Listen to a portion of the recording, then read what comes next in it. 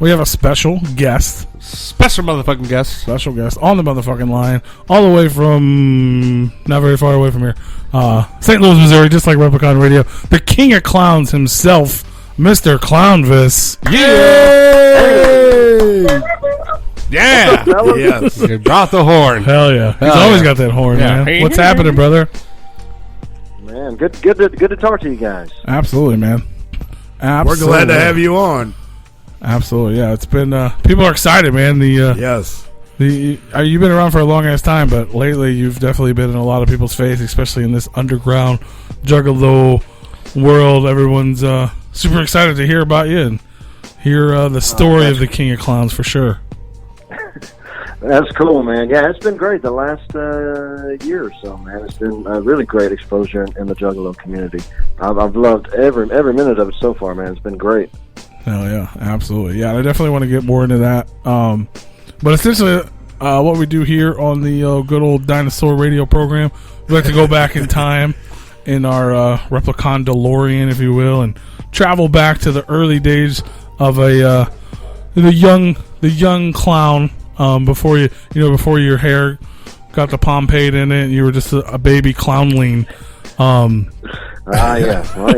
Like how did you get started from a young child into being Clownvis, essentially? Like, well, it's true. I have endless pictures from my childhood of me dressing up like a clown. Like that was just something that me and my sister did when I was young, all the time. We just dressed up like clowns. That was I've grown up in the '80s. The clowns were just actually, they were still entertainment. Nobody hated them yet. They weren't scary. They were just entertainment. There wasn't cable or nothing. There was just and my grandmother lived down in Sarasota, where all the weird carnies and circus people live. And well, it's Florida in general, I think. Yeah, right. No, really. Really. And we would go down there every summer, and that's where they had the Ringling Brothers Clown College. And they put on free shows every night of the week down there when that was happening. And used to go to that, and that was always my plan. Growing up, I was like, oh, hell, if you could just pick a career, then why wouldn't you just be a clown?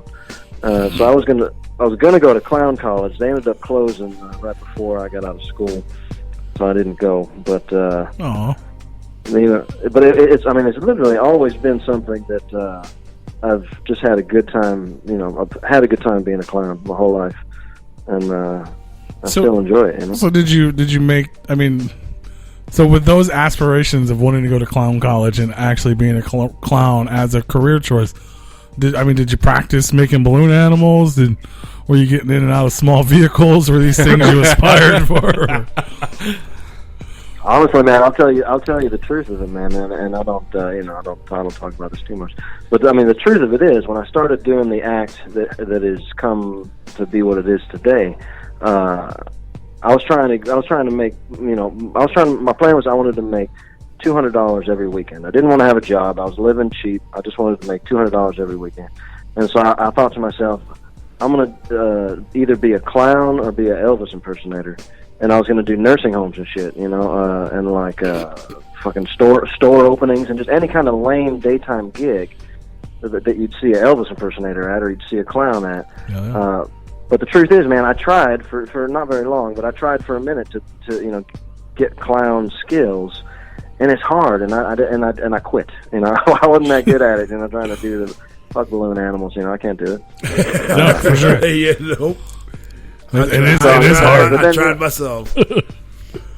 But my trying to be and look like Elvis doesn't, it wasn't doing any justice. But then when I thought about, the idea of being able to be Clownvis and mix different ideas, that was my plan. Still to do nursing homes and broke-ass things as Clownvis just to make a little bit of money. But then I started doing it in all the places that I had performed at with previous bands and everything. And got into the comedy world, and all kinds of stuff happened after I just kind of let it happen, You just embrace the spirit of the Clownvis. Yeah, it drives. The whole thing drives itself, man. I feel like it doesn't. It kind of comes from somewhere else, For sure. So like you mentioned, like you were in previous bands and stuff. I know at one point, obviously it's a Googleable fact. You were in a punk rock band, Sevenshot Screamers. Got some notoriety. Google, yeah. I played in a band called Sevenshot Screamers, and you can Google it for sure. But that was like that was right before the internet got really to be what it is, and there's not much good representation of what Sevenshot Screamers was out there. I think there was like a MySpace page that's long gone, but it was never in the day of Facebook or anything, or Twitter or Instagram or anything. So I feel it's not really well represented, but it is out there. For sure, definitely. So for years, we traveled for years. Yeah, I was gonna say. So you kind of always. You probably don't know this, but a couple of us actually went to the same school as you, and we saw you perform in basements, punk rock parties in basements and shit. Back when we were. Kidding, man. No shit. Yeah, that was the beginnings, man. I was telling my buddy earlier, like. It was like legit punk rock. Like I was like in fear of my life. Like I would go to concerts at Creepy Crawl in St. Louis, and that was nothing compared to basement punk rock shows. No, not at all. With Clownvis, but he wasn't Clownvis, but yeah. Well, honestly, boy, I think about this a lot since I've been working with ICP and getting in the Juggalo world. The parallels and similarities of the punk rock underground culture and Juggalo culture. There's so many similarities, man. It's like only the music is different, but for sure everything else is so much the same. And the show, the vibe at the concerts and shows are the same. Absolutely. And, well, yeah, that's what I mean. Smells are the same. When the pits get going, it smells like pits and cheese smell. Yeah. The pits literally smell like pits. Armpits. Exactly. So yeah, it's terrible. But yeah, that's what I was gonna kind of say. Like, even like before Clownvis, I guess, was birth, Clownvis still had, like, you were in the punk rock, lifestyle, and Clownvis definitely is a persona of that lifestyle. Just, he's like the punk rock Elvis almost more so than the clown Elvis. Like, he definitely has an attitude like, fuck you. I'm Elvis, bitch. Yeah, that's just natural. Boy, that was really never thought out. That's just kind of how it comes out. It's a little sarcastic, and I don't know. But you just got to be yourself. Absolutely. So coming from like I said, mentioned punk rock roots, and obviously being a fan of music. When, like, obviously right around that same time period was when I guess Clownvis kind of took a life of, like, what I'm just trying to think of what, like, I can imagine, whether they're your friends or not, you're in a punk band with a bunch of people, and they're like, you know what I'm going to do? I'm going to dress up like a clown and do Elvis. Like, how did that part of your life go? Like, with your... How did it transfer? Like, from your bandmates to your family, like, this is what I'm doing, ma. Yeah. Like what, when was... it was... Everybody, it was very ridiculous at the beginning, and especially the act. I was terrible. It was just like bad performance art. I would just try to put on the whole show and not think about a thing I was going to do until I was on stage, and then I would just think the idea was funny enough that I was just up there, and it whatever reason, man, people played along from the absolute very beginning. Everybody just kind of got it and played along, even before I got the act together. When it was all sloppy and stuff, people could see what I was going for, I think.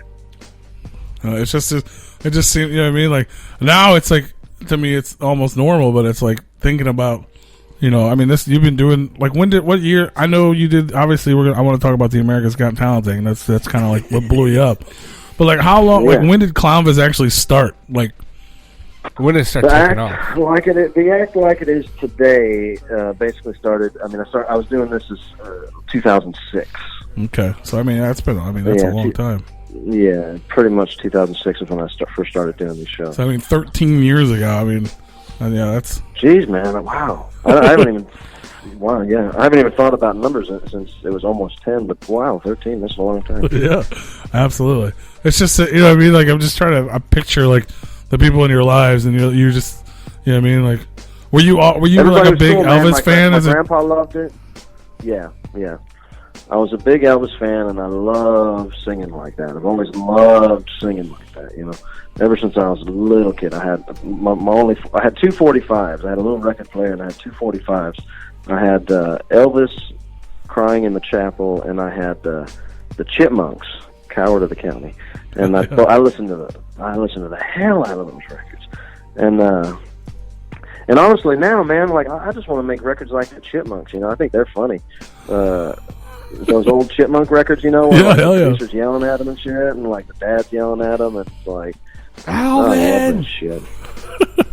You know, did you guys hear that? Did you guys hear that single I put out? I made a SoundCloud, put out a single last week where I'm singing with a worm. I know, I did not. I missed that one. All right. Well, check out my SoundCloud. I'm trying to get on SoundCloud now. I just set up a SoundCloud, and you have to listen to the song, but the inspiration came from the fucking Chipmunks. Fuck that sounds That's awesome. That sounds incredible, and it sounds like hopefully an amazing video to come. Because I would love to yeah, man. see you sitting there with a Muppet clown or Muppet worm, little Muppet worm. That's what it would be. Yeah. Fuck yeah, dude. Yeah, there's a couple really cool videos. I can't talk about much, but there's some really cool shit coming down the pike right now. That's awesome. So, like I mentioned, obviously, so you're doing. I mean, so you start doing the Clownvis thing. I guess you're beginning to get gigs and things like that, and then America's Got Talent happen. How did you audition for that, or did they actually came to you? Is that how that worked? No, yeah, they came to me, and they actually came. A producer called me, and they had asked local papers and clubs and whatnot if there was variety acts in town. They were looking just for variety acts, and so Clownvis was the only, the thing like this around, and they flattered me like, "Oh, we heard your name from a bunch of people, this and that," but I wasn't interested because I had some friends that were on America's Got Talent the year before. This is the early days of America's Got Talent. I think third or fourth season, I think, but and I could be totally wrong. It might have been the fucking. No, it was early though, for sure. Okay, because I had some friends that were on there, so it was on my radar, but I'd never watched it. But my friends got totally burned on there. There are these two pole dancers that do all these tricks and shit, and they were totally mean to them, and it was devastating to them. And so I had no interest. And what I do is impossible to really do in 90 seconds. Like it doesn't really, nothing gets across. It's just but anyway, so I just said no, and then they had a lady producer call me, who was more persuasive because she was a lady, I guess. So all of a sudden, Season 5 of America's Got Talent. She goes, does your mom watch the show? I go, yeah, my mom is like one of her favorite shows. She goes, well, just do it for your mom. Oh, I go, all right. Fucking bitch. I'll do it. And What the fuck? All right, I'm thinking, all right, I'll do it just to be like, hey, mom, I'm doing that America's Got Talent show. And so they put me on it was like a private audition where I just went to this hotel. And I just walked right in. There was no line waiting or any of that kind of stuff. I just walked in, and we were in full stage gear and ready to go. And we did Viva Las Vegas. It was me and the two guys, bodyguards. We did Viva Las Vegas, and they do a tiny little choreographed couple moves the guys did, and it's funny. And the producers right away, they're like, "We love it. You're in. It's gonna film in Chicago on blah blah." I'm like, great, fantastic. And then about 2 weeks before they filmed it in Chicago, somewhere 2 weeks, they told me that I couldn't do Viva Las Vegas. And then they said, because they said they couldn't get the clearance or the copyrights or whatever for any Elvis songs. So I gave them 2 original songs, Jesus Christ Eating on a Chicken Wing and Baracos Tacos. I said I would do either of those. And they said no original songs. They told me to pick another popular song. So by this point, I'm like, I don't even want to be doing this. Yeah. I don't even care. And if they can't give me any wiggle room to do a song that makes me look halfway decent, I was like, I'll just do Old MacDonald Had a Farm as a joke. In true punk rock fashion, Old MacDonald Had a Farm.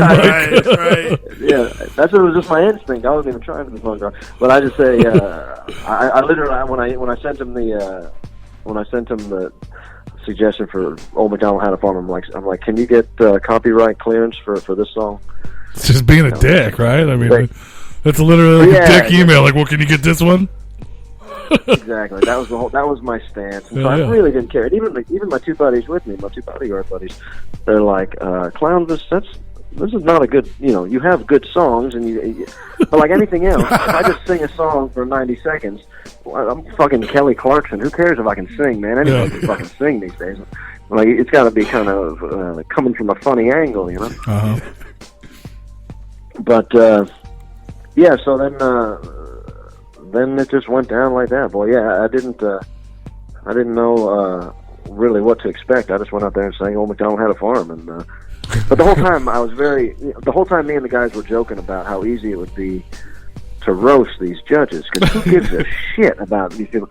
Like, when in the million years would any of these people affect my booking a gig? Actually, I have one story that I did get. It did happen once. Fucking Kelly Osbourne was a producer of this show I tried out for, and I didn't know she was a producer.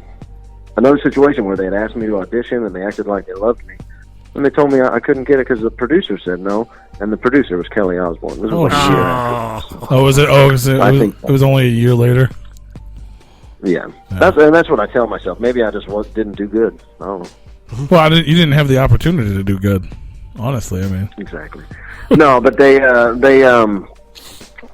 told me beforehand. They're like, well, not me, but they told everybody. They go, if you don't like what the judges say, or you have anything to say, leave it all out there. Don't come back. Don't walk off stage wishing you would have said or done anything. Do everything you did.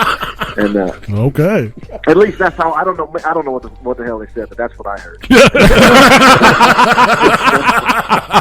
Fuck yeah. So listen, That's man, what I they heard had me in a holding thing, like a fucking cafeteria looking thing with all the other acts that are going on, Mm-hmm. And they put old Clownvis. I think I was literally the last taped thing of the day, so I had to see every single one of these jerk offs go out there. Oh boy! And then they'd get denied, and they would come back in this room just crying and crushed, and like that was their only chance, these fucking dancers and hula hoop artists and shit. Mm-hmm. And I'm like, man, I don't belong here. I don't give a shit. I don't I don't give a shit. I want to see this whole place burn. So, I was very lucky that they X'd me out right away. Yeah, immediately, yes. X'd me out. Like, they didn't even give me a chance to look bad, Like, it was just like, yeah, I think every word I said was, funny. I made everybody say, hello, Clownvis, so just so I could drive the point home, in case I didn't last long, everybody would know the name. Absolutely. It definitely worked out for you. With not the way you expected, I guess. No, yeah, I didn't. I mean, at least not consciously. Man. I thought the very worst thing that could happen to me, which is what happened to my friends that I mentioned to you before, was I thought they'd put me in a montage of hacks. That's the worst thing they can do to you. Like when they put the shitty Benny Hill music behind you, and they run a montage of terrible acts. Yeah, it's a part of that. So I'm lucky, boy. They gave me the full 4 minutes or whatever. They showed the whole. Oh, you got even it on YouTube. The thing on YouTube now isn't the entire thing. They took there was another one that was almost 1 million views that they back in the day that they took down, and that has the whole. There was like a little lead up to it, where they show Clownvis backstage and they're talking about him and stuff. Oh, really? Yeah, I remember watching it when it happened, but yeah, I've seen the YouTube clip so often. I just assume that must be like one of those. What's that shit called? Yeah, that's a Mandela thing. That didn't actually happen, probably. Yeah. No, yeah, it could be. Yeah. The backstage Clownvis video never happened. Never happened. Clownvis is a fucking alien. Man. He was on American Idol, not America's Got Talent. It was actually American Idol. The Voice. Yeah, there it is. Britain, The Voice. But yeah, so for everybody who didn't see the video, you guys should watch it. But it's funny. Pierce, whoever. I guess we're still trying to figure out who Pierce Morgan is, right? Yeah, I literally did not know who that guy was. And even Nick Cannon, I had no idea who he was, and I believe that he was still married to Mariah Carey at the time, and I had I just thought he was like a fucking college student with his first job or something. I had no idea. It's like an intern. Like, all right, next act. Fuck, he looks like one. Listen to this. A part they cut out because they kind of chop up the appearance a little bit. You can tell it's chopped up in parts. But in the part where when Nick Cannon comes out on stage and he takes his jacket off and starts pushing his sleeves up, like he's going to fight Clownvis, I said, am I going to have to fight Bill Bellamy? They cut that out. Yes. I straight up called him Bill Bellamy. I had no idea who he was. And I mean, he just That's awesome. Bill Bellamy. Bill Bellamy. Fucking right. That's awesome. That's fucking fantastic. Yeah, that's fucking great. I don't know if anybody really knew who Piers Morgan was. He was a guy from Britain's Got Talent, I think. I know he's a big rich British guy. Not even. I think at the time he was only like a tabloid editor. Oh. He owned the equivalent of the Inquirer in Britain, but he hadn't done any talenting. I think he hadn't done any kind of. No. But yeah, so Pierce says Clownvis was the worst act in the history of America's Got Talent for all 5 seasons. So that was a compliment. Yeah, at least number one name out there. And then Sharon Osbourne. Oh God. That was listen, that was the best thing in the world, and I love that there's a connection there with ICP. Yeah, crazy. I'd seen that go down. I'd seen that go down on Howard Stern years ago, but at that point, it didn't even occur to me that was fucking Sharon Osbourne. Yeah. She looked different. She was a whole different, in the spotlight in a different way. I didn't even know it was, I didn't even put that connection together until years later. But I love that so much. I love the Juggalos hate Sharon Osbourne. That's awesome. It was a full circle there, huh? She has a bad taste in her mouth for clowns. Yeah.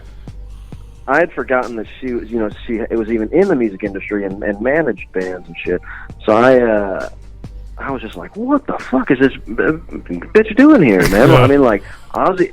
And Ozzy yeah, you don't Osbourne, think Cold Chamber when you think Sharon Osbourne. No. Right. No, man. And to be Ozzy Osbourne's wife, who cares what Ozzy Osbourne's wife thinks about anything? Right. Who gives a shit? Well, what does Ronnie James Dio's wife think? Who cares? Right. And that's basically it's so funny because I don't remember. She said something. I don't remember their initial comment. It's negative. Yeah. She was laughing with her head down at what the other guy said. You just said you're coming off of a contact high from being too close to Ozzy. Yeah, she's laughing because she's been living with Ozzy too long. Which isn't even that offensive. It's Ozzy Osbourne. She got so mad. I'm the first person that you don't talk about my husband. Ozzy Osbourne did drugs. Yeah. Ozzy Osbourne is completely sober, clearly. Yeah. Have you ever heard him speak? He's never tasted a drug. Ozzy Osbourne, he's famous. He's famous for pissing on the Alamo and biting heads off animals. Sober. The Prince of Darkness. Yeah, sober.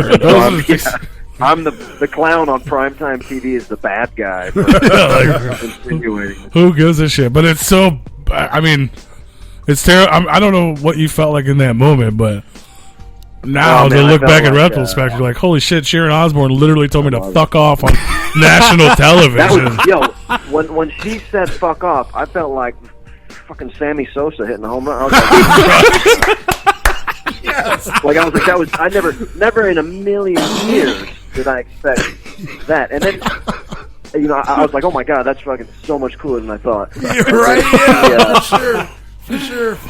That's the place is. Holy the place fuck. blew up, and I was just like, you can see it in my stance. I was just so fucking. I was like, yes. I felt like I was. That's just told me to that's huge. Like you can get Ozzy to tell you to fuck off. That's real easy. But getting Sharon to tell you to fuck off, that's an accomplishment. Prime time national television, they have millions of viewers. To make her say that to a clown on primetime television. That's fucking You felt like $1 million. Yeah, what were you? It's not even like you were. You know what I mean? It's not even like you were like, "Fuck you, you bitch." You know what I mean? It's like you're having a contact high from your husband. You're laughing. You're high. He's notoriously it's a joke from a clown. Yeah.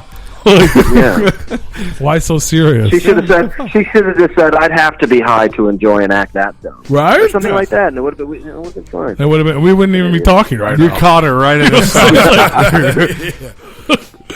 You're right. She did the right thing. She did the right thing. And then at least Howie Mandel knew to do it too. That's why I was so. He fucking played it perfectly by telling me to follow. Yeah, I know that was. He's like, how the fuck do I? Yeah, how do I follow? Yeah. But I remember watching that shit. I watched it live, and I was like, I think it was like the second or third season that he was on this show, and no one had mentioned that movie, and I was like, I love that movie. Fucking Maurice is the homie. Yeah, like, and you said that shit, and I was like, yeah! Like, I'm in my room, like, cheering for the television, like, yeah, Clownvis, you're so right!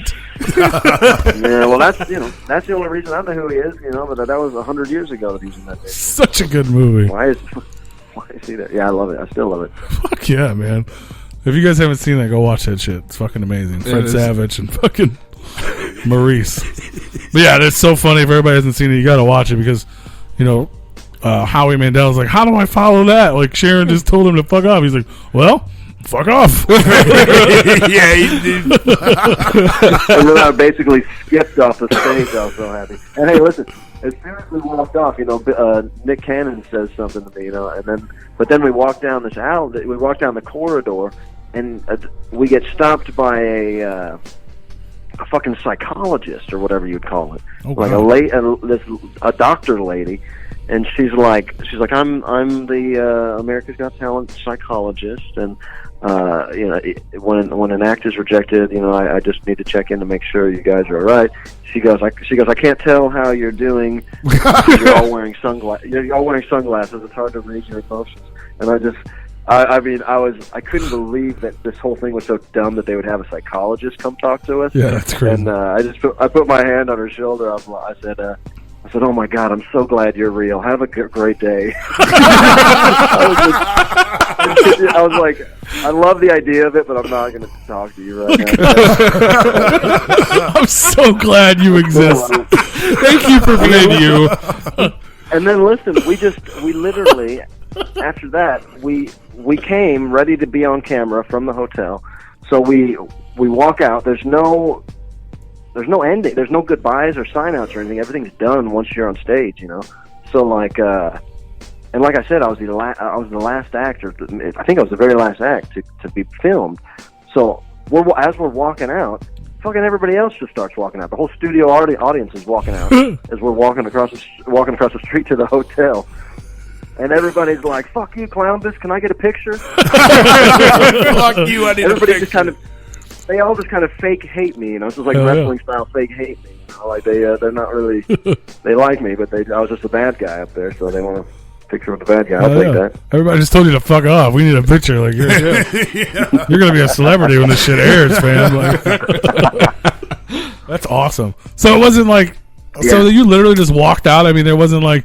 I wouldn't think there'd be like animosity, but like no one even said anything to you when you walked off stage besides making sure you're mentally okay. That therapist is there just so that people don't shoot the place up. Well, that's because people get all sad, and if somebody goes home and kills themselves, it's their fault. Yeah. But no, it's not, because we tried. We tried to talk to them. Yeah. Hopefully that doesn't happen. That's just fine print. No, I'm so glad you're real. I'm so glad you're real. That's awesome. That's a perfect line right there. I'm glad you're real.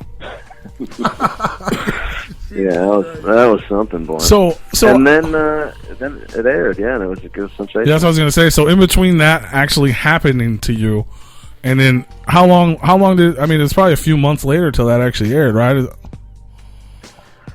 Yeah, that actually I was in before this whole thing started. I was already in the process of moving to Los Angeles.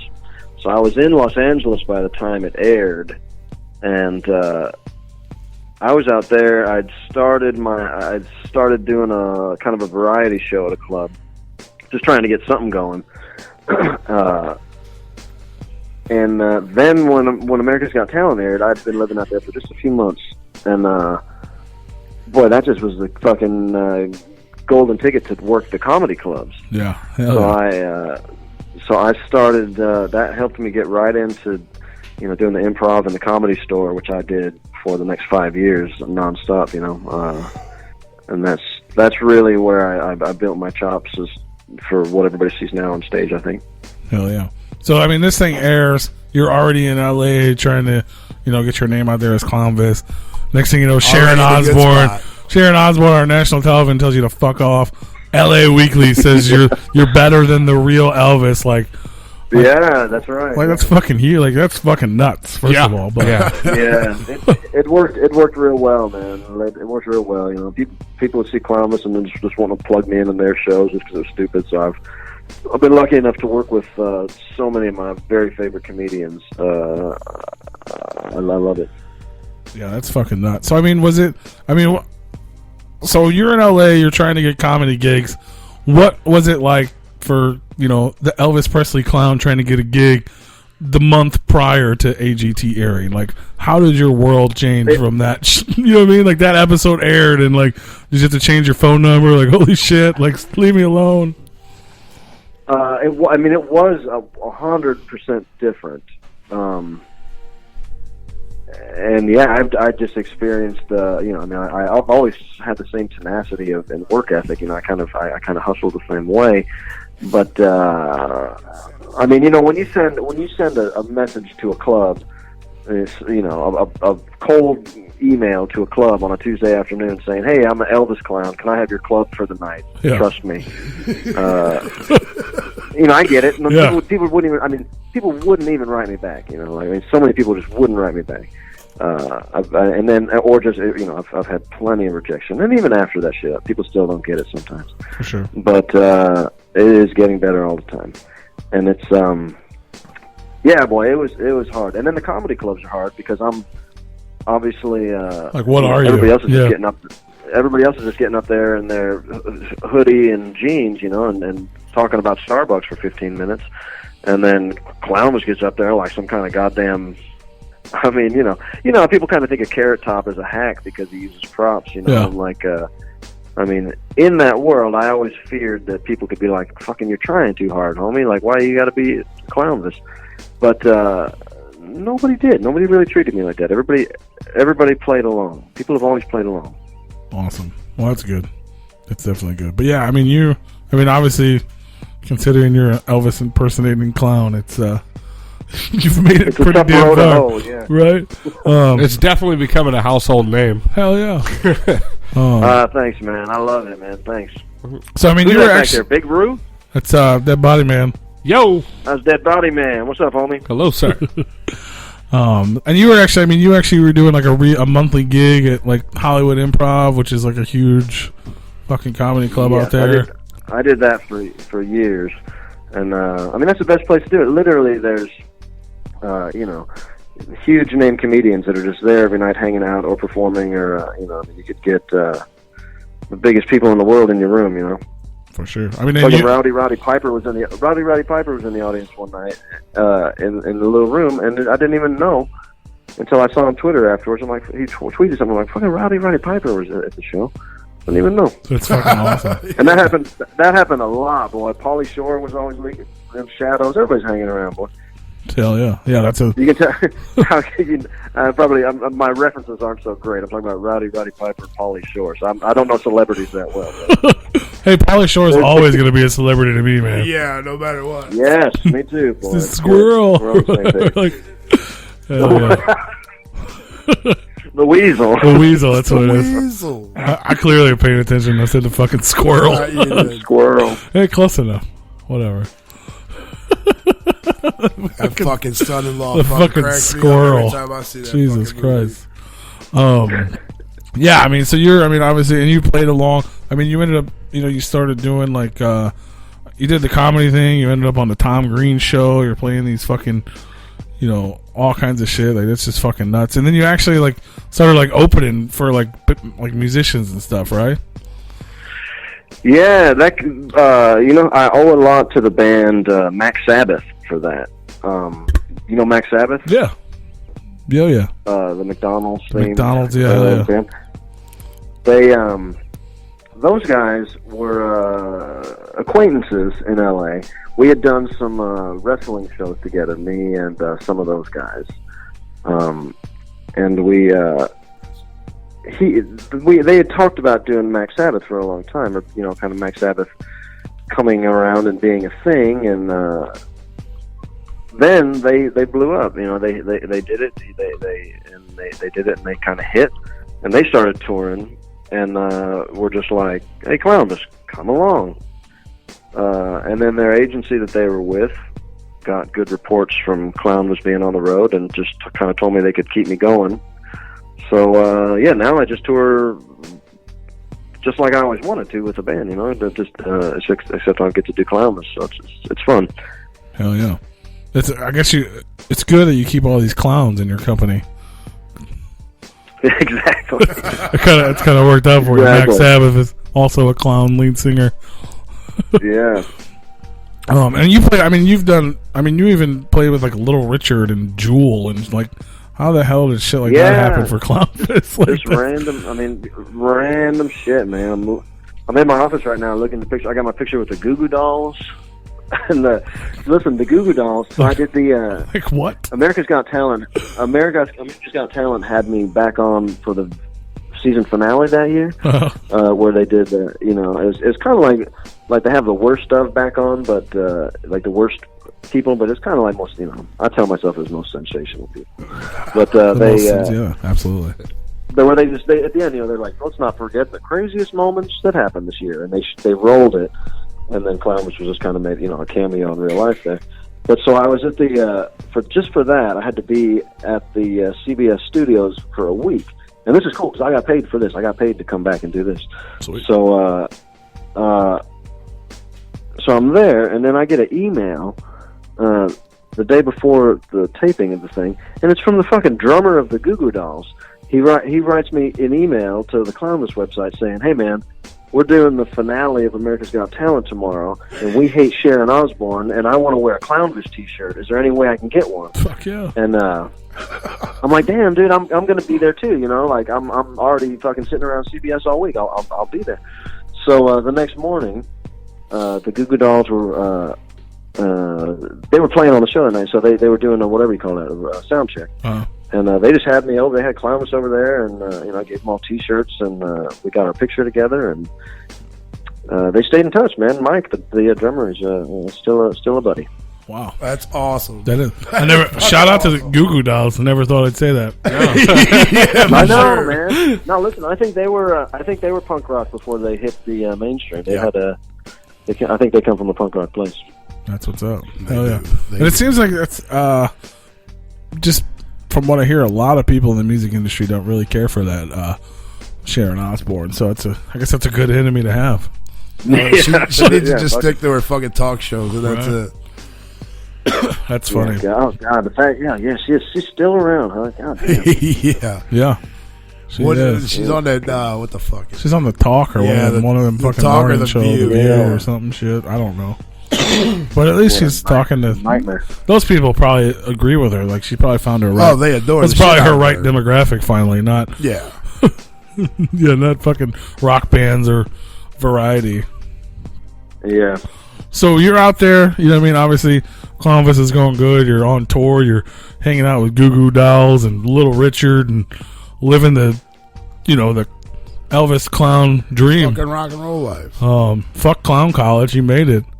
How in the hell did you end up linking up with Insane Clown Posse? I know that's one that still blows my mind, man. Goo Goo Dolls and the Insane Clown Posse. I know, man. I think I'm probably the first person to ever hang out with both, or kind of get both to get both on board. No, man. I honestly don't know exactly. Yeah, that's what I was going to ask. Where the connection comes from, except for the fact that I know that. Was Rob just a big fan? I think, right? Rob was the Rob Bruce was the one that I think introduced Clownvis to Lionel J and everybody. But I think the videos. I think they just came across my videos or something. I don't know how the initial thing happened. But yeah, they just started. They started watching my videos when they were putting. They said when they were putting the gathering together last year that. When shit would get tense or heavy, or they were working all day, that they were kind of throwing on Clownvis videos to relax and laugh. So I thought that was a nice compliment, Hell yeah. And so they just got into it, man. And then I played in Detroit, and they all came out at this little club, and luckily they saw me on a good night. And it was great. At that point, I was already booked at the Gathering. but then they saw me just a couple weeks before the gathering, and then they, real quickly, Violent J was just, we get along really well. We have a lot in common, and that's good. And he appreciates what I do, which is huge. I mean, that's it says so much to me, because I'm equally a big fan of his. So it's fun. It's fun to talk. Awesome. So yeah, I mean, so I guess Rob just kind of found you online, became a fan. They invited you out to the gathering.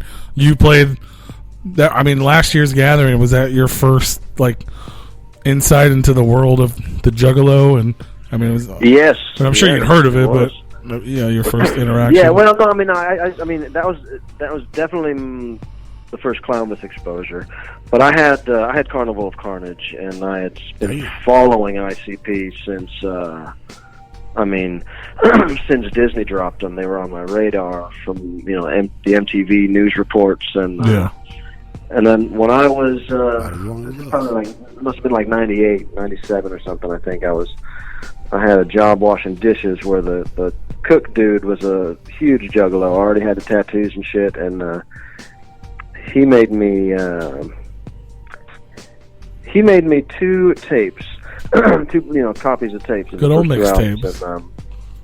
Yep, and listen, man, I listened to them, and I thought they were hilarious, and they were so just well produced and easy to listen to that I fucking loved it. But listen to this, boy. I had left the tapes on the seat of my Cadillac. I was driving a 1961 Cadillac, and I left the tapes on the seat of the Cadillac one day, and the sun warped them all up. Oh. So they were unplayable. And then I never got another ICP album for some reason. Then I was just into other stuff, so I never bought one or got one. But I always followed them and was aware of them and was kind of in awe of the culture that they had built and put together with no mainstream support. It's always blown my mind. For sure. Yeah, I definitely done a fantastic job. That's goddamn writing the blueprint for that shit. Yeah. Yeah. So I mean, you get invited to the gathering. Had you heard about the gatherings before? What were you expecting? Oh yeah. Oh no, of course.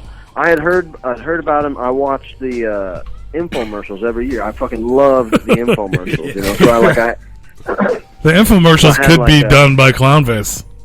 There you go. It's we'll see. It's been mentioned, so we'll see what happens. It's been mentioned. Inside. But I love those infomercials, and then I think I had watched at least one of those little documentaries where they kind of make everything look real drastic and dark. Kind of. Oh yeah. But that was always on my radar, and then the Tia Tequila incident was on my radar. I was aware of all that. Yeah, they straight fucked her up. But I honestly, I had no hesitations or no fear really until right before I went on. I'll tell you about that. But I had no worries. Just being a clown and kind of not giving a fuck makes things a lot easier to deal with. So I was just like, this is fucking however many hundreds of people watching me are also just clowns that don't give a fuck. So how can this not work? But then right before I got on stage, I had this moment of doubt where I'm like, what the fuck, man? Because my act is so. It never really fucking gets hype, I'm just fucking crooning and being sarcastic and shit. It's kind of a different pace than anything else I had seen at the gathering or that seemed to be happening.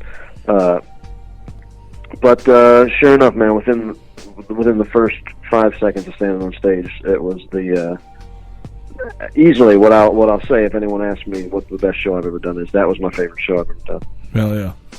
It was your homecoming, man. You're the king of clowns, and you're at the fucking gathering of the fucking clowns, essentially. That's what it felt like, man. That's what it felt like. Everybody was so cool, man. It definitely felt like that. Hell yeah! I think as different as you may be from Insane Clown Posse, you're also similar in lifestyle, like you mentioned. Like punk rock and Juggalos and things like that. It's almost crazy the fact that the King of Clowns and the Insane Clown Posse took this long to fucking cross paths. You know what I mean? Now that it's happened, it's what the fuck were y'all doing? Yeah, it had even crossed my mind over the first 10 years of doing it. I know for a few times I'd kind of thought, just like, oh, what if Insane Clown Posse asked me to do something? And what would that be like for, but I never even really thought to put it out there to them. I never thought to, like, try to hit anybody up, so, I don't know, man. I'm just glad it happened. I'm glad it is what it is now, because it's given a nice new group of eyes that are checking out Clownvis, and I love it. Yeah, absolutely. I mean, it definitely went over well. If you guys missed it, I know you made like a little mini documentary on your journey to the gathering, which is on his YouTube. You should check out. Thanks, man. Yeah, we filmed some shit. That's my buddy that makes all my videos, that was out there with me, and we just filmed some stuff, and it all came out looking so good.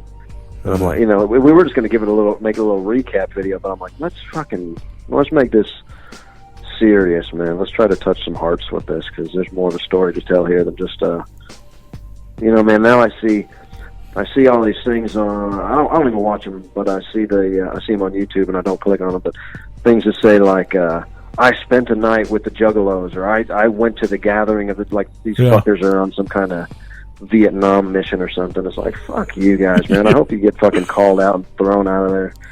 Yeah, there's a lot of them. I spent a night with a fuck you. There's a lot of them.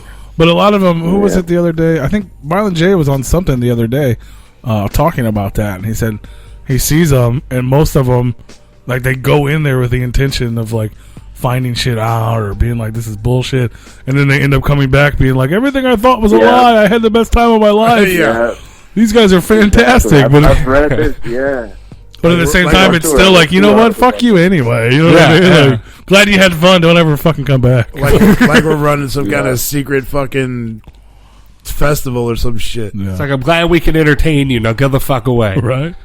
That's kind of what it is. Right. No, it's that's what happens, man. It's hard. It's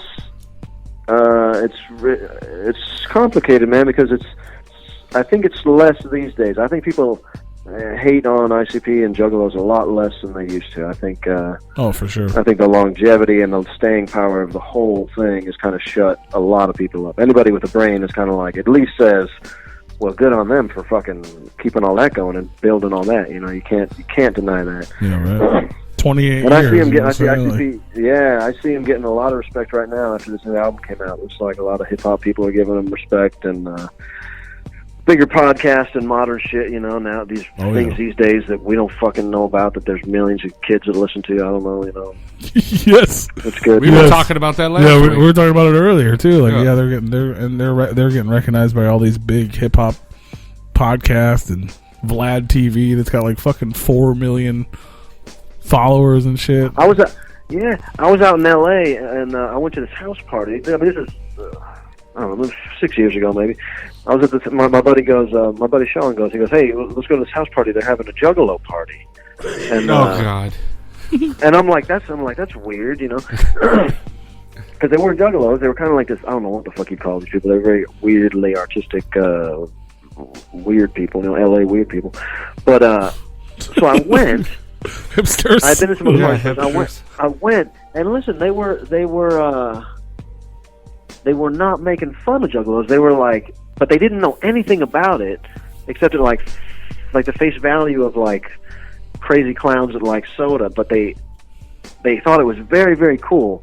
But like, it didn't even occur to them to like look into it and see what it's actually about. But they weren't making fun of it, and there was like all these very hip people that were like into the idea of it. I don't know. I've seen that a couple times. That just sounds weird. Yeah. Yeah. Let's paint our faces and drink Faygo. I don't understand it. I like it. Oh. Yeah. They're like, no, it's just a thing. But nobody was hating on it. It was just like a thing. I don't know. So I think I think the whole idea has eclipsed what people used to think, like where it's just a dumb thing that won't last, I mean, essentially, not to disregard their legacy, but if anything is going to be around for that fucking long, especially in the music industry, I mean, love it or hate it, it gets to the point where you have to at least respect it. Like, absolutely. Because trust me, we've been Juggalos for a long ass time, and there's a lot of shit going on that we don't fucking like. But at the same time, it's like, I mean, regardless of what you do now, you've already done it, and you can't ever deny that. You know what I mean? Yeah, they say if you fail at something long enough, you become a legend. That's true. Not exact. They have been failing, but it still works. You know, if you're hated long enough. That's what we're trying to do here, man. Yes, that's what we're trying to do here. Hey, I wrote you guys a song. Can I play you the song I wrote you? Absolutely, absolutely.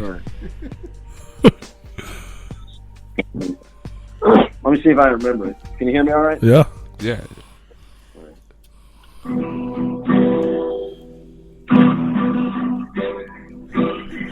Replicon Radio. Replicon Radio. Talking shit with the Juggalos on Replicon Radio. Give it a listen. Don't be a bitch. Replicon Radio. Replicon Radio. Hell yeah. Well, that's fucking awesome. We might have a new intro. I'm saying.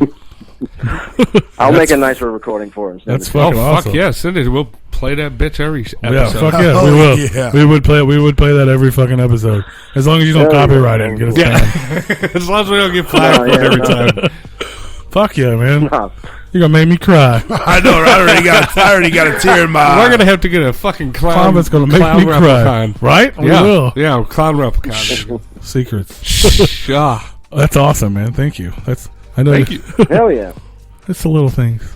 We appreciate it. What's everybody else been doing? I got all these fucking artists we've had on this fucking show. Where's our fucking song at? I gotta dab my eye a little bit. Where the fuck was I? You throw them off. That's kind of off subject, but you just mentioned like the Juggalo parties that people didn't know what was going on. Like while I was trying to get information on you and search the interwebs for Clownvis information, there was a lot of talk of people questioning, I guess probably in the beginning. Obviously you explained you were a big fan, but do you still get people questioning like if you're like a tribute or if you're just a joke or like or kind of how like I guess people don't understand the idea behind Clownvis? Is that like an issue you've had with like Elvis lovers, I guess? Yeah, but I stay out of those situations now. Elvis lovers are weird, man. They're fucking weirder than any Juggalo I ever met. I know. My mother is one of those. Trust me, I know. Oh my God, these people are just the fucking weirdest. I mean, those just dumb. I love teddy bear Elvis fans are just weird as fuck. I shouldn't say anything too bad, but I mean, I stay away from Elvis. Anything that's too Elvis oriented. Elvis purist. So you're not doing. Obviously, you're not doing fucking nightly gigs at Graceland or anything. No, but it's a shame, man, because I love Elvis. I've read every single book by every single person that put out a book that was in his life. I feel like I have a real handle on the whole story of Elvis. I look at it in not a worshiping way, but in kind of a biblical way as far as the story plays out and the way I like to, it's the first kind of rock and roll tale of, rise and fall. It's, I love it. It's just always fascinated me. And there's so many things I love about Elvis that the fans, normal Elvis fans just don't see, I mean, like, when he's on the stage in the 70s on these bootlegs where he's just fucked up out of his mind babbling, to me, that's fucking pure gold, and to that, it's like they disregard it. Nobody really talks about like his craziness and stuff, and that's the coolest part of it. Yeah. So it's just liking shit on different levels, I guess. They can keep doing what they're doing. I don't want to stop anybody from liking Elvis and being a little old lady in a trailer or whatever the hell they are. Yeah, that's true. Yeah, I just saw a lot of that. Like people are like, you know what I mean, like. Is he a tribute band? Does he hate Elvis? Well, clearly you don't. So I just wanted to. Yeah, if people have to question it too long, they can just keep walking, and they don't gotta hang around and figure it out. Yeah, just like it's such a big world, and there's so much shit now, especially with the internet these days. That like if you don't like what I do, if you don't understand what I do, just move right along. Don't worry about it. Like there's, and I don't get a lot of. You hear that, Mom? Get out. She's not listening. There's not a lot of there's not a lot of hater questioning these days. People kind of, if they don't want to be there looking at me, they don't got to be. Hell yeah. Well, that's good. Well, shout out to the ones that get it and enjoy themselves.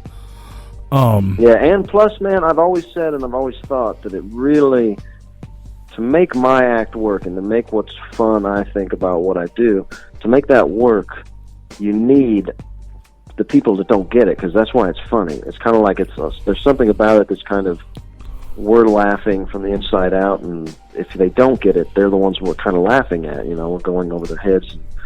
I love that dynamic. Take it. We need the people that don't get it. Absolutely. Because I don't want everybody host to get it. I didn't even know what Reading Rainbow. Watch the. I knew what it was. I just didn't watch it. Yeah, but I get it. Yeah, I mean, there's not always, but you see the guy in the crowd. It's like, what the fuck is going on right now? Like, why the fuck are these people enjoying this? Like, what the fuck? And you're like, yeah, fuck that guy. Yeah, that's especially good in comedy. I think maybe not so much in like live music, but in comedy, somebody not getting it is kind of funny to me. Yeah. Well, I mean, you do both live music and comedy, so it's perfect. Yeah. So let me see here. So back to, I guess in lines with that, another thing I found interesting on the internet as well is obviously with the Elvis thing and your genuine love for Elvis, has there ever been a thought of you doing a sort of Elvis tribute not as Clownvis? No, just when like I said, when I was starting out, I was just kind of thought about doing that because I saw someone in a nursing home that was real shitty, and I'm like, I can at least sing better than that guy. And so I thought about it, but then, I mean, or just doing like a whole Elvis set, not the Clownvis version, like I don't know. No, I never really thought about it. I don't really have that desire now. I mean, I still do a couple Elvis songs in my live shows because they set the pace well. Just to, I usually open with Viva Las Vegas and close with American Trilogy, and those are the only Elvis songs I really do live. Just because I kind of wish I was doing something else right now instead of those two songs, but they set the pace so nice. It's a nice intro and a nice closer, so I keep those around. For sure, that makes sense. You've come far enough to have your own anyway. But Fresh Prince of Bel-Air in the Ghetto. I wrote a hit song today.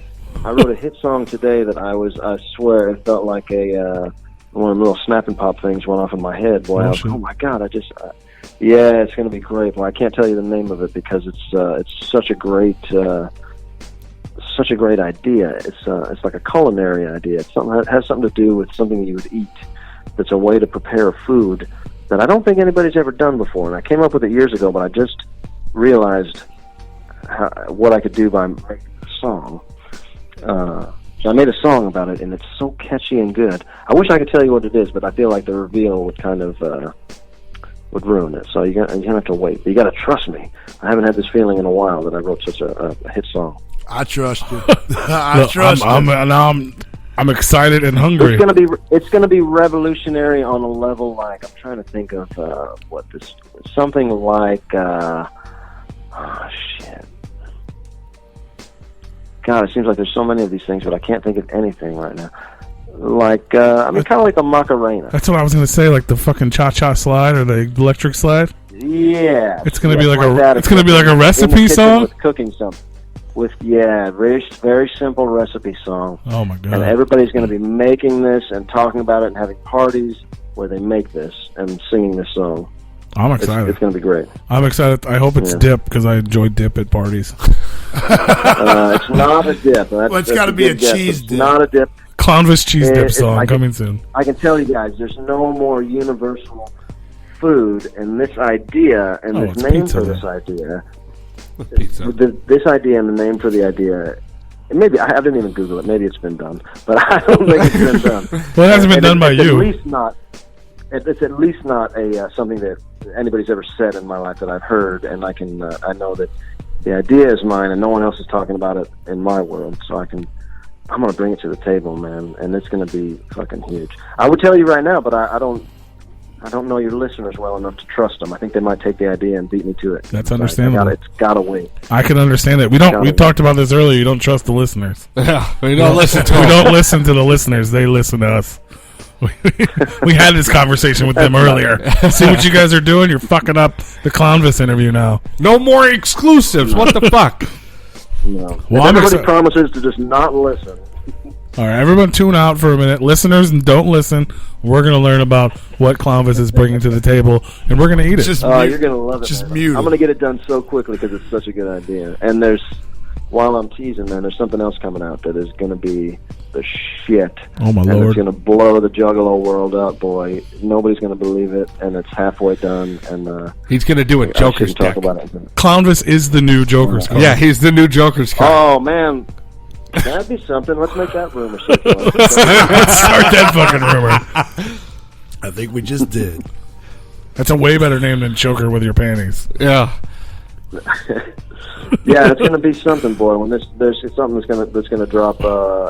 It should all come together before the gathering. It should be fucking huge. So dope. Well, I can't wait to hear all about it. Stick around for that, man. Oh. And there's So speaking of the gathering, obviously you did it last year. It went over really well. They invited you out on tour. You ended up hosting. You went on tour with ICP. You hosted the whole Hollow Wicked tour this past year. Yeah. You just hosted the release party here in Pops, and then you went right down to Juggalo Day. How was that whole experience? Like, obviously you got introduced to the Juggalo world of the gathering, and now you've been on tour. You did Juggalo weekend in New Orleans. Like, what's that whole thing been like for you? It's great, man. I mean, it's great because because ICP and the crew and the Psychopathic guys are all so great to work with, and that's from a production way, and for getting from point A to point B and putting together everything I got to put together. Working with those guys is just, they're professional and they're all cool as fuck, and I love that. And then the Juggalos are all crazy as fuck. New Orleans was fantastic because it was very much like a mini gathering, or like the vibe of the gathering. It pretty much seemed to be the same 1,000 people each night. However many people was there. It was sold out, but it seemed pretty much to be the same crowd, and everybody was just kind of there to party all fucking weekend. And it's New Orleans. Everybody was outside, before and after the show, and it was great, boy. Just great. That's awesome. So while you're on tour, I know a lot of times when they have people on, they have people on the road with them. They end up, like the tours are real close. Did you end up working as like a on-stage clown or anything like that while you were out there with them? No, I did not. No, I did not, boy. Doing what I do, I can't really get into anything else, Yeah, because you were in and out. I gotcha. For sure. Yeah, I kind of keep myself on a tight leash. I can't even party that much, because I got to keep my shit together. At least I try not to party too much, but it's definitely a thing that there's there was guys that do a lot. Yeah, the crew guys that become Faygo-soaked hype men for 2 hours a night after being. These guys get there at noon to set that shit up. They set everything up on the stage, cover the entire venue in plastic. Carpet everything, all the logistics of getting 2 full-size tour buses and a semi-truck full of Faygo and props into these tiny streets at these clubs downtown, and they do all that. They literally get there at 12 o'clock to set shit up, crazy. And then at midnight they're dressing up like clowns to get soaked with fucking Faygo, and they're doing it because it's a job, number one, but it's just so fun. The show that ICP puts on night after night, nobody, if you're not an ICP fan or nothing, unless you're an old lady or something, nobody's not going to enjoy that show. If you're just watching that show, there's no way to not say, this is fucking entertaining as hell. Absolutely. It's great show night after night. Absolutely. So, and then you'll be, it's already been mentioned that you will be back at the gathering, and then this year, and you're going to be managing a pretty big wrestling match this year. Is that right? Yeah, well, that's all still coming together. I talked to Violet J this morning, and things are they're coming together. We're figuring out what the role is. Nothing's official until nothing's official. I don't want to make anything official until it comes from the top. But I can tell you that it is all in the works. I've managed other wrestlers before. I've managed ex-WWF guys before. And it's something that I love to do. And if there's going to be trouble at Supermania, you can bet your ass that Clownvis will be in that corner, making sure everything goes as well as it can. Well, there you go. Clownvis out there managing for Violent J at the Supermania at the Super Gathering. Yeah. We'll definitely see you guys out there. I mean, look, I'm honestly hoping that they just make up and the whole thing goes down, because I don't want to see Rude Boy get hurt. He's a nice guy. I don't want to see him get hurt. Yeah, so it might actually happen because he was just hospitalized. So. Yeah, so maybe we just call this whole thing off and just have some drinks. But if they want to wrestle, I feel obligated to put my 2 cents into the corner and help out the best I can. Yeah. Well, we definitely look forward to seeing you out there. But if you want to catch Clownvis before that, you actually got a gig March 16th coming up right here in Logansport, Indiana at the State Theater. And then in that's right, May 4th at the Midwest Music Fest in Minnesota. Well, listen, I got other shit now too. I don't know. My stuff's probably not updated there, but I have this month, just next week. Yeah, I'm gonna be in Detroit. I'm gonna be in Detroit again at PJ's Lager House, which is a cool place in Southwest Detroit. I played there a bunch, and it's a fun little dive bar, and I will be there March 13th. So if you're in Detroit, come out to that, because that's going to be a party. And then I think after that, I think I'm going to be in. Shit. Just check the website in a couple of days. I don't know. I'm going to be in Columbus and Toledo too on those days, but I don't know. I don't have the contracts yet. But there you go. It's next week, so pay attention to that shit. I know there's a lot of Juggalos in those areas, so peep that shit. Go check out Clownvis. St. Louis Point Fest. I'm doing Point Fest. Yeah. Yes, sir. Congratulations on that one, sir. Hell yeah. Thanks, homie. Yeah, I've been doing the Rizzuto show. Those guys are fucking cool guys, man. Yeah, me and Rue are big fans of that show. I know I listen to the podcast every day, and he listens at work. So, yeah, I definitely heard you on there, and I heard. Yeah, I was real excited when they announced you a couple days ago. Yeah, that's gonna be cool. So I'm excited. I'll be out there to see you. Yeah. The first ever Rizzuto shade. That's pretty dope. Big Rue will be out there, ready to go. Nice. We got to make sure we meet up for sure. Yeah, can't wait. That's awesome. That's huge, man. Shady spot. For sure, that's a huge show, especially for anyone in the St. Louis area that knows about Point Fest. I mean, that's a huge fucking place to be, man. And this is a really good one too. Yeah, it's gonna be cool, man. I was trying to pull this bitch up because I didn't have it already, but yeah, they got they haven't even announced everyone yet, but they got Live, Seether, Coheed and Cambria, Fuel, Filter, POD, Greek Fire, Andrew WK. Which it's funny, when Lux was announcing it, I was in her chat room telling her about Andrew WK getting booed at the Gathering. She's like, "What the hell?" Like, it was funny as hell. Oh yeah, I remember hearing about that. Yeah. Many more. So yeah, if you guys are local to St. Louis, go to Point Fest May 25th. You can get tickets. Tickets are on sale this week. They're only $20, no fees or anything. So till Saturday. Once they close the windows Saturday, then they're going to go up in price. And make sure you stay tuned to Clownvis, clownvismafia.com, and I'm sure Clownvis on all the other social medias. Find it on Facebook. I've been going live just for fun lately. I'm going to try to do that. I'm going to try to do it once a week. And I probably won't keep that up as I always kind of don't. But I would like to try to go live once a week, just to chat, to talk about shows I got coming up and things I got going on. That's fun, and the technology's there, so why not? Absolutely. Hell yeah. And you got some merch available over at Clownvis Mafia. I know you released a new vinyl at Christmas time, right? That's right, yeah. On Failure Core Records. They're a cool record label out of Indiana. And Don't Be a Bitch or You Won't Get Stuff for Christmas is on the 7-inch. So it's a hit. Hell yeah. Don't Be a Bitch or You Won't Get Stuff for Christmas. Now, can we expect any an album or anything from Clownvis this year at all?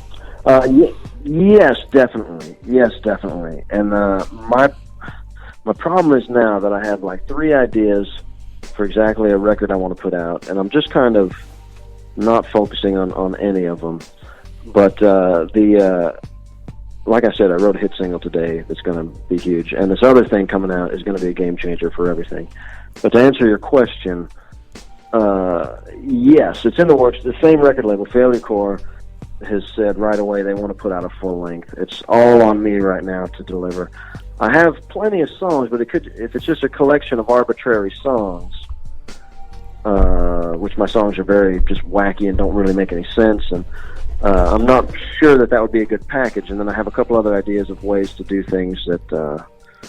But yes, the answer is yes. A full length will be out this year. Awesome. So that's fucking awesome. Look forward to that shit. Look for him out there on the road. More dates popping up. Gathering of the Juggalos. New record. Get the Christmas vinyl right now. Check him out live. You might even be able to get a fucking dope ass puppet. Who knows? All kinds of shit just pops up all the time.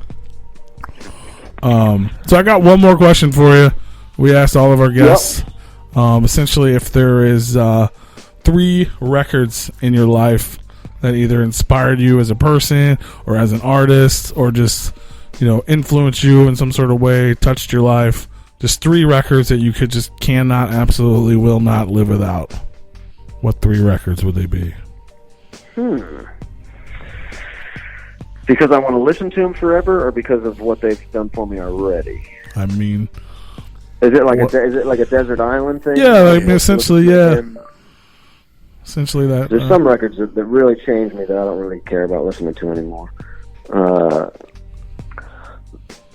There's an album by The Clash called Sandinista, and it's a 3. When it came out on vinyl, it was 3 records, and I mean, it's like, I don't know, probably 3 hours worth of music, close to 3 hours worth of music. And it was a later Clash record when they just got weird as hell, and it's like every idea that they decided to try, they just went ahead and put on the album. And that's one album that, since the first time I've heard it, I can put on and listen to in its entirety, which is very long, and it's always it's the first to come to my mind if I had to take one album to an island, because I could listen to it all the time. Hell yeah.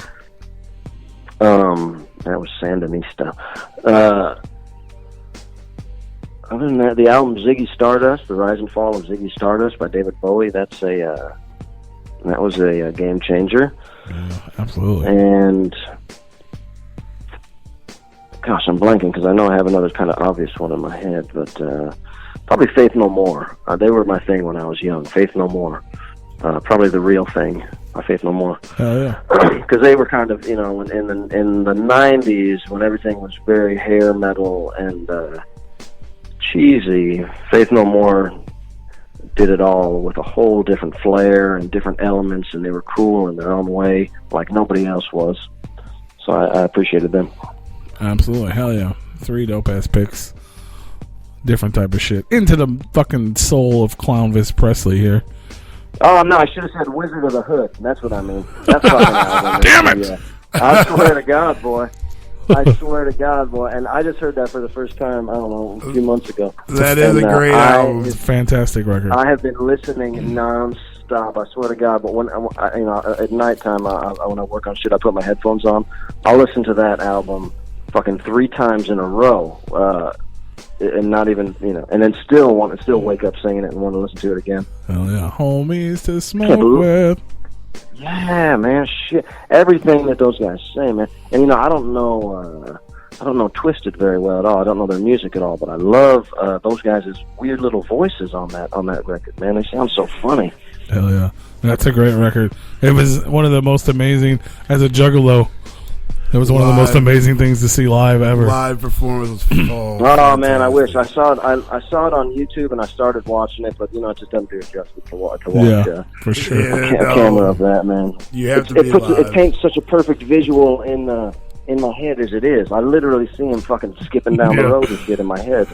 Like, it paints such a perfect picture. Absolutely, yeah. It definitely does that. Yeah, it's definitely a cool experience, man, for sure. That's what I'm Wizard of the Hood. Yeah, I could. You know what? Honestly, I could see if he was still around. I could see David Bowie doing some shit like that too, though. Kind of work. Yeah, man. And I've told two of my friends so far that are kind of not juggalos and not skeptical about it, but just don't dig on that kind of music at all. Yeah. And I told these two friends, I go, no, you have to listen to this. And both of them did, and both of them came back like, damn, dude, you're right. That's fucking awesome. I've listened 3 times. Like, it's like, so that was fun. Man. Yeah. Yeah. Hell yeah. That's the shit, man. Hell yeah. I lied. I do have one more question. Yeah. How large is your library card collection? Oh, man. When my shit's unpacked, I'll send you a picture. It's got to be, it's over 50. And listen, I feel bad about it. I just started feeling bad about it on, kind of on the ICP tour, towards the end of it, because I think Juggalos they're more resourceful and they actually use their library cards and shit. Like the places that I've been playing before are more kind of like if I'm doing a tour with like an older rock band and it's like kind of older, more privileged white people that have money and shit, like they're kind of like, I feel like these people just have a library card and they don't even use it. They never would. But I feel bad because at the ICP shows, I'll say, who's got a library card? And like all these motherfuckers are like, everybody has a library card. It's a fucking, it's like the total misconception is like, no, all these motherfuckers are smart. All these motherfuckers see a free resource, they use it, they fucking, I mean, damn. Yeah, I just had my tattoo redone, my Hatchet Man tattoo, and my tattoo artist, you took his library card, I believe, at the release party. Or the last time he came through town. He's like, that motherfucker still has my library card. The thing is, for anybody listening, that I might, if I steal your library card in the future, I go after every show. I just go straight to the merch table. There hasn't been a show that I haven't gone straight to the merch table, and I hang out as long as I can there. And that's where, if you want your library card, just come up and get your damn library card. If you don't get it back, then it's mine. Right. But I do think it's over 50 now. The stack is ridiculous, and I feel like if I get pulled over and they search me, they're gonna be like, "What the fuck is this?" Like, they're gonna find the wig, the fucking glasses, and the 50 library cards. Yeah, that's. I really could just go to. And he can go to any library in the country. Hell yeah! Yeah, you can go to any library in the country. Yeah, that's crazy. 50, someday I'm gonna. That's a lot. I'm gonna shellac it. I'm gonna make a coffee table and like shellac it. Hell yeah! Make a nice coffee table top of these cards. Yeah, if you're gonna do that, you should at least visit the library and take a picture of you in the library's Clownvis, and then there you go. Just couple that with the card. That's what I should do. Yeah. Hell yeah. Well, at least people still have them. Especially that's a lot in the days of the internet. Yeah, it is. 50 library cards. Yeah, out there. And you just start taking Blockbuster cards next. People have started saying now it's on my phone or something. I'm like, oh no. And then sometimes they're on people's car keys, which is funny because I'll just straight up steal their car keys. I don't care. And it's even funnier. The first couple times I'm like, oh, I got to give it back. But then I'm like, who gives a fuck? Like if it becomes a thing where they have to have their keys before my show's over, I'll work it into the show. If not, just sit tight. You'll get them back. Yeah, that's awesome. So if you guys go out there and you peep out Clownvis, make sure you bring your library card with you. So there you go. You can get that coffee table made soon. You can be a part of history. But keep on reading. It's fucking reading rainbow. Yep, that's the important part. And that's what we're doing here. We're promoting reading. Yeah, that's right. Hell yeah, man. Well, that's the shit. Well, we definitely appreciate you calling in and hanging out with us. Hell yeah. We look forward to seeing you out there at the gathering and hopefully before that. Hell yeah, man. But like I said, hopefully before the gathering, I mean, soon enough I'll have some very cool stuff to announce. So when I do have these cool announcements, I'm gonna hit you up so I can get straight to the source here and give you the good news. Yeah, absolutely. Yeah, let us know whatever you got going on, man. You are now officially part of the Replicon Radio family, so you're stuck with us. I appreciate it, homies. Freaky P, Big Brew, my man Dead Body Man's back there. Is Fatal Frankie there? He's hanging out with us. Hell yeah. What's up, Fatal Frankie? He'll say what's up in 45 seconds. He's listening to the playback right now. He's in the back. Just say what's up, Frankie. He's sucking a balloon right now. Yeah, he's practicing his animal skills. Trying to learn how to get the balloons going. Trying to find the library card. Yeah, that's what we're here for you to come back on here and tell us all the upcoming stuff you got, so don't be afraid to hit us up. Oh, yeah. He's about to be the new intro of Replicon once we get a dope-ass copy of that. Hell yeah. Yes. Yeah, man, let me hop. I'll hop onto the on the old studio and knock that out in the next couple of days if I can. Oh, hell yeah, man. That'd be the shit, man. We appreciate it. Any last shout-outs or any other... let them know where to find you, tell them what's going on, and tell your mother you love her. Just find me on the internet, boy. I'm on the internet. If you just look at Clownvis, Instagram is at Clownvis, Twitter's at Clownvis, Facebook's Clownvis Presley. I think YouTube is Clownvis Presley. There you go. But watch the videos if you haven't seen them, and there's more coming, and there's big shit coming. So thanks so much, guys. I appreciate you having me on. I appreciate you reaching out, man. Absolutely, man. Oh, thanks for coming anytime, on. man. We appreciate you. And we're gonna play a little bit of Clownvis for everyone to enjoy, and we'll be back after that. Much love, brother. Hell yeah! Thanks, fellas. Yeah.